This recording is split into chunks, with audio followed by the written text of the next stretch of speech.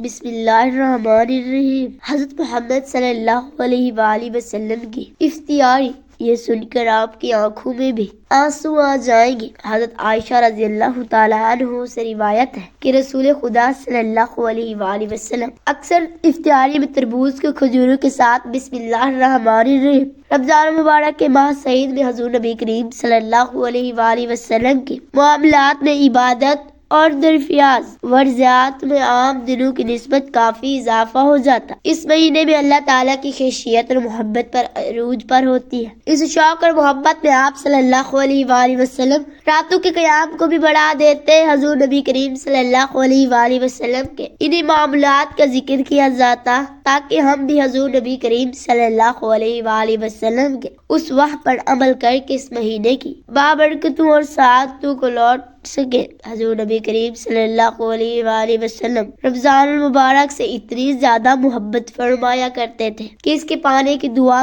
کیا کرتے تھے، اور رمضان المبارک کا اہتمام ماہ شعبان میں ہی روزوں کی کثرت کے ساتھ ہو جاتا۔ حضور نبی کریم صلی اللہ علیہ وآلہ وسلم اس مبارک مہینے کا خوش آمدید کہہ کر اس کا استقبال کرتے۔ حضور نبی کریم صلی اللہ علیہ وآلہ وسلم نے سوالیہ انداز کے ذریعے صحابہ کرام سے رمضان مبارک کے استقبال کے بارے میں پوچھا کہ اس مہینے کی برکت کو مزید واضح کیا۔ جب رمضان مبارک کا مہینہ آتا ہے تو حضور صلی اللہ علیہ وآلہ وسلم صحابہ کرام سے دریافت کرتے، تم کس کا استقبال کر رہے ہو؟ یہ تمہارا کون استقبال کر رہا ہے؟ یہ الفاظ آپ نے 3 دفعہ فرمائے۔ اس پر حضرت عمر رضی اللہ تعالیٰ عنہ نے عرض کیا، یا رسول اللہ صلی اللہ علیہ وآلہ وسلم، کیا کوئی وحی اترنے والی ہے یا کسی دشمن سے جنگ ہونے والی ہے؟ حضور صلی اللہ علیہ وآلہ وسلم نے فرمایا، نہیں، ایسی کوئی بات نہیں۔ پھر آپ صلی اللہ علیہ وآلہ وسلم نے فرمایا، تو رمضان کا استقبال کر رہے ہو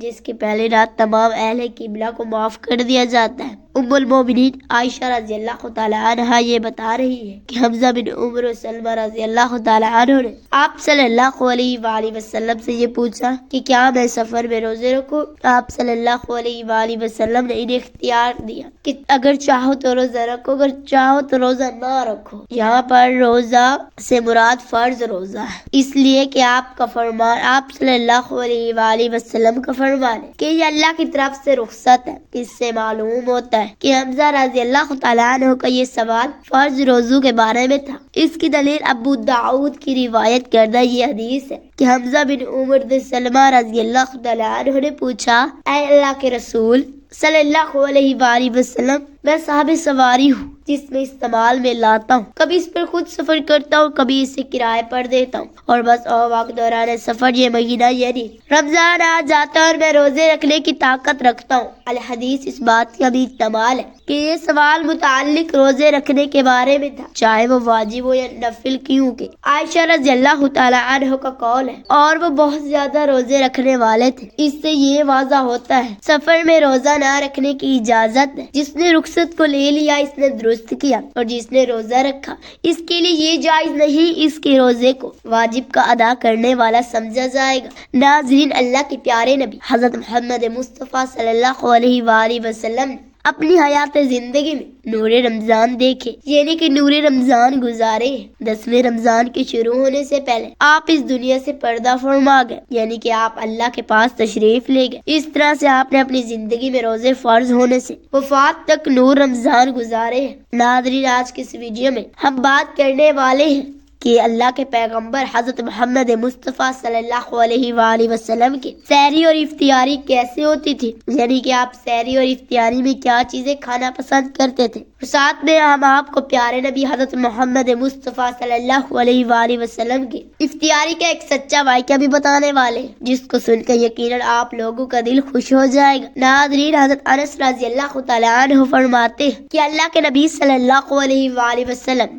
مغرب کی نماز سے پہلے چند کھجوروں سے افطاری فرماتے تھے، یعنی کہ آپ تازہ کھجوروں سے افطاری کرتے تھے۔ اگر تازہ کھجور نہ ملتی تو آپ خشک کھجور سے، یعنی کہ سوکھی کھجور سے افطاری فرماتے، اور اگر کبھی خشک کھجور بھی نہ ہوتی تو پھر آپ چند چلو پانی پی کر افطاری کرتے تھے، یعنی کہ تھوڑے سے پانی کو پی کر آپ افطاری کرتے تھے۔ ایک اور حدیث پاک میں ہے کہ اللہ کے نبی صلی اللہ علیہ وآلہ وسلم ان کھجوروں سے یا پھر کسی ایسی چیز سے افطاری فرماتے تھے جو آگ کی پکی ہوئی نہ ہوتی تھی، جیسے کہ پھل فروٹ، یعنی کہ آپ اسی طرح کی چیزوں سے روزہ کرنا یعنی افطاری کرنا زیادہ پسند فرماتے۔ اس لیے یاد رکھیں تازہ کھجور سے افطاری کرنا یہ مستحب ہے، اور تازہ کھجور نہ ملے تو خشک کھجور سے یعنی چھوارے سے روزہ کھولنا بھی بہتر ہے، اور کبھی خشک کھجور بھی نہ ملے تو پھر پانی سے افطار کرنا بھی ہمارے نبی صلی اللہ علیہ وآلہ وسلم کی سنت ہے، یا پھر اس کے علاوہ جوس یا دودھ کے ساتھ بھی روزہ کھولنا بہتر ہے۔ یاد رکھیں اللہ کے نبی صلی اللہ علیہ وآلہ وسلم افطاری میں آگ پر پکی ہوئی چیزوں کو نہیں کھاتے تھے۔ اس کا مطلب یہ نہیں کہ اس کے لیے آپ نے منع فرمایا، بلکہ اس بارے میں آپ نے ارشاد فرمایا کہ افطاری میں آگ کی پکی ہوئی چیزوں کو کھانے سے پیٹ کو نقصان پہنچتا ہے، معدے کو نقصان پہنچتا ہے، اس لیے آپ اپنے آپ کو اسی پریشانی سے بچانے کے لیے ایسا کرتے ہیں۔ مگر آج کل تو دیکھنے میں آتا ہے کہ زیادہ تر لوگ افطاری میں سموسے اور پکوڑے کھانا ہی زیادہ پسند کرتے، مگر یاد رکھیں ایسا اللہ کے پیارے نبی صلی اللہ علیہ وآلہ وسلم نے کبھی نہیں کرتے تھے۔ اس کے علاوہ ناظرین، اللہ کے نبی صلی اللہ علیہ وآلہ وسلم جب سحری کھاتے تو بالکل آخری وقت میں کھاتے تھے۔ ادھر حضرت بلال اذان دے رہے ہیں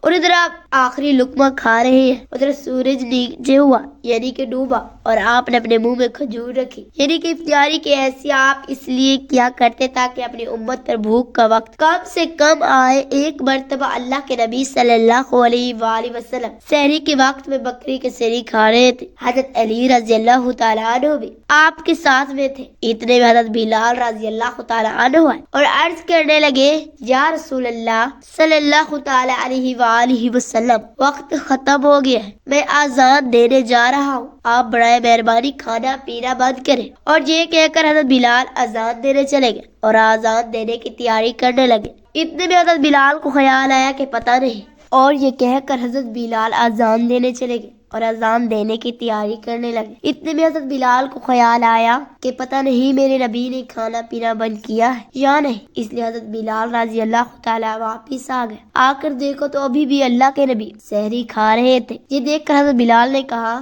یا رسول اللہ کی قسم سحری کا وقت ختم ہو گیا، صبح ہو گئی ہے۔ تو یہ سن کر آپ صلی اللہ علیہ وآلہ وسلم نے ہاتھ نیچے کر لی اور کہنے لگے، اے بلال، ابھی وقت باقی تھا، لیکن تیری قسم کھانے پر اللہ نے اس کو پہلے ہی نکال دیا کہ تیری قسم کہیں جھوٹی نہ پڑ جائے۔ پھر حضرت علی رضی اللہ تعالیٰ عنہ نے فرمایا، اگر بلال قسم نہ کھاتے تو جب تک میرے نبی صلی اللہ علیہ وآلہ وسلم کھاتے رہتے تب تک صبح صادق نہ ہوتی۔ تو اب ناظرین آپ کو ان 10 چیزوں کے بارے میں بتاتے۔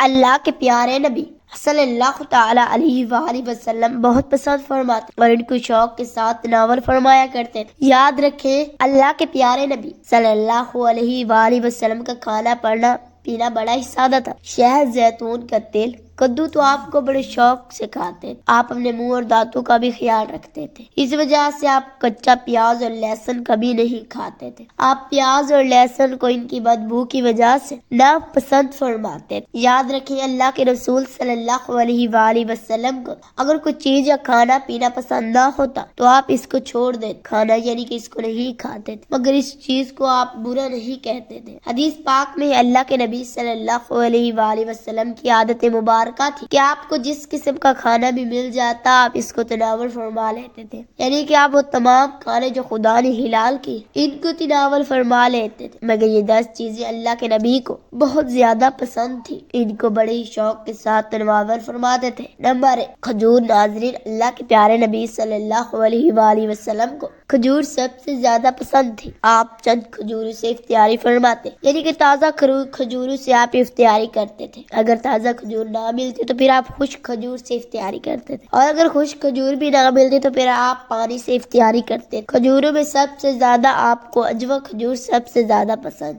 آپ صلی اللہ علیہ وآلہ وسلم نے فرمایا، جس گھر میں کھجور ہوتی ہے اس گھر میں کبھی بھی فاقہ نہیں ہوتا۔ نمبر 2، انگور۔ ناظرین اللہ کے پیارے نبی حضرت محمد مصطفیٰ صلی اللہ علیہ وآلہ وسلم کو انگور کھانا بھی بہت پسند ہے، یعنی کہ آپ انگور کو بڑے ہی شوق کے ساتھ کھاتے تھے، کیونکہ یہ انسانی صحت کے لیے بھی ایک بہت ہی فائدہ مند پھل ہے۔ نمبر 3، انار۔ ناظرین پیارے نبی محمد مصطفیٰ صلی اللہ علیہ وآلہ وسلم کو انار کھانے بھی بہت زیادہ پسند تھا۔ آپ انار کو بھی بہت بڑے شوق کے ساتھ کھاتے تھے۔ آپ صلی اللہ علیہ وآلہ وسلم نے فرمایا، انار جنت کے پھلوں میں سے ایک پھل ہے۔ نمبر 4، انجیر۔ ناظرین، اللہ کے نبی صلی اللہ علیہ وآلہ وسلم کی پسندیدہ غذاؤں میں سے ایک غذا انجیر بھی ہے۔ آپ صلی اللہ علیہ وآلہ وسلم نے فرمایا کہ انجیر بھی جنت کے پھلوں میں سے ایک پھل ہے، کیونکہ جنت میں جتنے بھی پھل ہوں گے وہ انجیر کی طرح ہوں گے۔ ان میں انجیر کی طرح نہ کوئی چھلکا ہوگا نہ ہی کوئی گٹھلی ہوگی۔ اس کے علاوہ آپ صلی اللہ علیہ وآلہ وسلم نے فرمایا کہ انجیر کا پھل کئی طرح کی بیماریوں کو بھی روکتا ہے۔ نمبر 5، تربوز۔ ناظرین، اللہ کے نبی صلی اللہ علیہ وآلہ وسلم کو افطاری میں تربوز بھی بہت زیادہ پسند تھا۔ آپ اکثر تربوز کو کھجور کے ساتھ ملا کر کھاتے تھے۔ حضرت عائشہ رضی اللہ تعالیٰ عنہا سے روایت ہے کہ رسول خدا صلی اللہ علیہ وآلہ وسلم اکثر تربوز کو کھجوروں کے ساتھ ملا کر کھاتے تھے۔ نمبر 6، دودھ۔ ناظرین، دودھ بھی ہمارے پیارے نبی حضرت محمد مصطفیٰ صلی اللہ علیہ وآلہ وسلم کی پسندیدہ غذا میں سے ایک غذا۔ آپ کو دودھ بہت زیادہ پسند تھا۔ آپ اکثر گائے اور بکری کا دودھ استعمال کرتے تھے۔ آپ دودھ کو کبھی خالص تو کبھی پانی میں ملا کر پسند کرتے۔ نمبر 6، ناظرین، اللہ کے پیارے نبی حضرت محمد مصطفیٰ صلی اللہ علیہ وآلہ وسلم کو شہد بھی بہت زیادہ پسند تھا۔